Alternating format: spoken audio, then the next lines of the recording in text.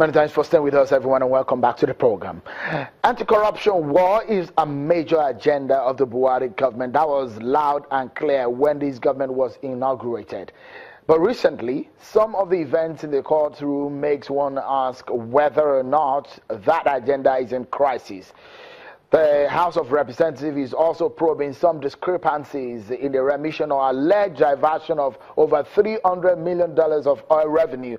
Honorable Abdulrazak Namdas, chairman of that committee probing the situation, and also the spokesperson of the House of Representatives, has been speaking to us. And we have also joining us from London, Mr. Kayode Ogundamisi, a rights activist and a policy analyst. But quickly, let me come to you, Mr. Ogundamisi. Good evening and welcome to the program. As it stands right now, from perception, from activities, from successes, and for some of the failures that we have seen in the anti-corruption war, do you think that this government is getting it right in terms of anti-corruption war? Sadly not.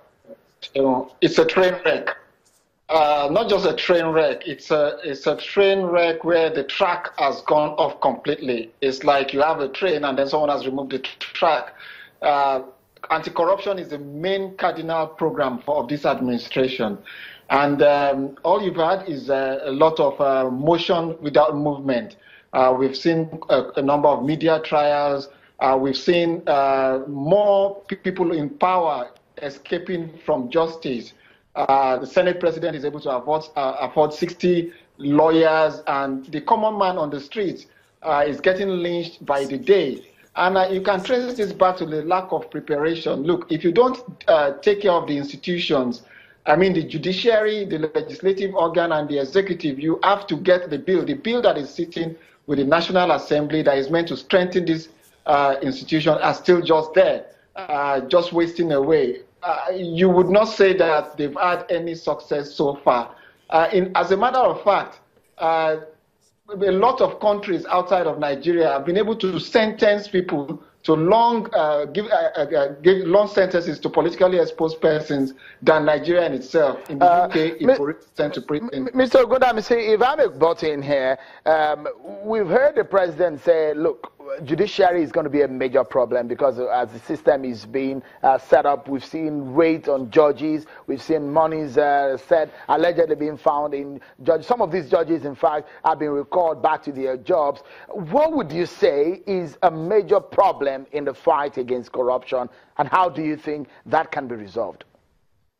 One, I think it's a lack of preparedness on the part of those, like it seems maybe the EFCC, the lawyers, the prosecuting counsels. The EFCC actually need to look into how they recruit lawyers to prosecute these cases. Take the case of the Senate president. It was almost like a done deal to observers. But no matter whatever you have against the Senate president, the tribunal chairman was quite clear. The state was not prepared. And that is actually one of the things you have to look into. Are they just awarding legal contracts to friends and families who go to court without being prepared to prosecute these politically exposed these cases to its logical conclusion? It sort of strengthens those who steal and rape our country. So there is a need to actually look at the way the EFCC and the anti-corruption organ are going about pursuing these cases. That is one area that needs to be looked into. Another thing is that we need to actually take a look at even the institution in itself. Is it that the EFCC is overwhelmed by the number of corruption cases they have before them? The bill before the National Assembly, can they make it public? Can they fast hasten the passing of these anti-corruption bills and see if we can just have a move forward? But you will not take it away from this government that they have the will to fight corruption, but they seem to not have the way to fight corruption.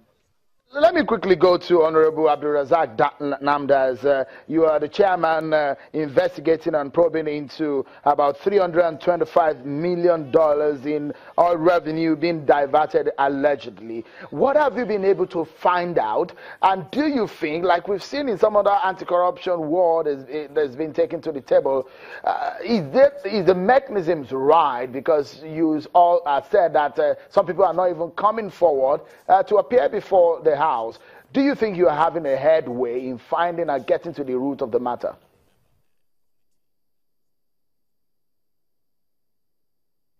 Yeah, first, Shawan, I want to say that I am investigating about $17 billion worth of crude oil stolen and diverted out of this country. And so far, we have invited several agencies of government and international oil companies, popularly known as IOCs. And since we are investigating, I wouldn't like to seem to make a statement that would suggest that I've already found some people guilty. But I want to tell you clearly that we are actually really disappointed to some extent with the way some of the government agencies are playing. Because all the agencies have invited, it is only the Minister of Justice that on his own came before us. The rest continue to send in representatives. Some will send number 2, some will send number 15. Some will even some people who don't even have numbers. Surprisingly, even some oil IOCs will even send public relations officers who don't even know technically what is happening in their in the operations of the crude oil. Okay. And I think that is very disappointing. All right. I can tell you that we are making serious findings. Okay. And we have told to NNPC that they submitted reports to us. They should give us details. Okay. Let me allow Honorable Namdas. Let me allow Mr. Ogundamisi to give us his concluding thoughts on these. Is it a hopeless case as we have it on our hands? 2 years down the line, a major cardinal objective of this government, and it doesn't look like even the chairman of the Presidential Advisory Committee said that look, there needs to be a review. Just in about 30 seconds. Where do we go from here? Is it something that we need to wail about? I think we need to replicate agencies such as the EFCC in states and local governments. I think corruption, we look at corruption at the federal level, but there are lots of stealings going on in the grassroots. Local government funds are being stolen away. Even within corporations, within the states, I think every state, every local government, every part of agency of government must take this as a serious battle. For the National Assembly that say they want to do checks and balances, they need to change their own body language when it comes to anti-corruption stands. Take the issue of the Senate President, where they mobilize the all lawmakers to the tribunal in solidarity. Okay. We just need to change the attitude, or otherwise Nigeria is going to fall. All right. And what's going to make it fall is actually this issue of corruption. All right. Mr. Kayode Ogunamisi, rights activist and policy analyst, many thanks for talking to us from London. And the spokesperson of the House of Representatives, Honorable Abdulrazak Namdas, always a pleasure having you on the program.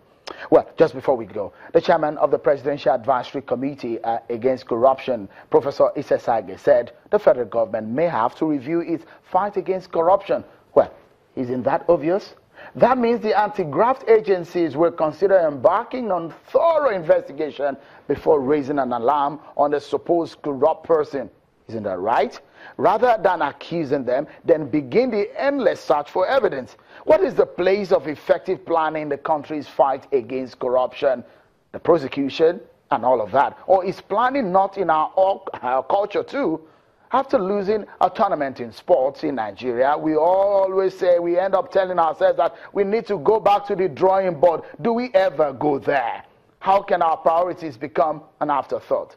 Well, these are just my thoughts, and I'm saying it loud. Well, let's plan our work and work our plans. That's our show for tonight. Many thanks for being part of it. I'm Sean Kimale. Bye for now.